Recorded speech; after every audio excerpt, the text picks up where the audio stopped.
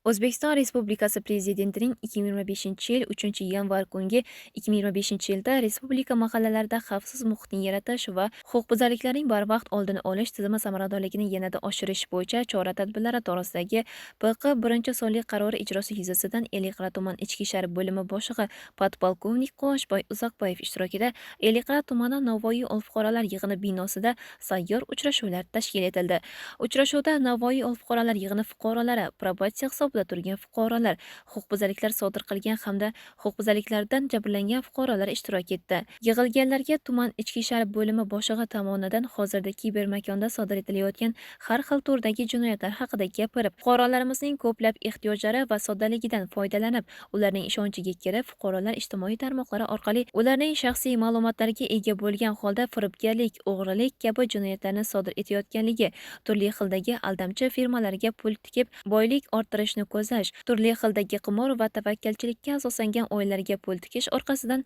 ko'plab jinoyatlar sodir etilayotganligini gapirib o'tdi. Afsuski, olib borilayotgan targ'ibot ishlari va doimiy ogohlantirishlarga qaramasdan ko'plab fuqarolarimiz tomonidan befarqlik qilishlari orqasidan firibgarlar tuzog'iga ilinib qolayotganliklari achinarli holat ekanligini bildirdi. Ichki ishlar bo'limi boshlig'i o'z so'zi davomida yig'ilganlarga ogoh bo'lishlarini aytib o'tilgan har bir holat shu yerda eshitganlarning yaqinlari, tanishlari va oila a'zolariga to'liq yetkazilishida hamkorlik qilishlarini aytib, fuqarolarni yana bir marta ogohlikka chaqirdi. Yig'ilish so'ngida Ichki ishlar bo'limi boshlig'i tomonidan probatsiya hisobida turgan fuqarolar bilan yakka tartibda suhbatlar o'tkazilib, ularning muammolari tinglandi va bu bo'yicha sohaviy xizmatlarga topshiriqlar berildi.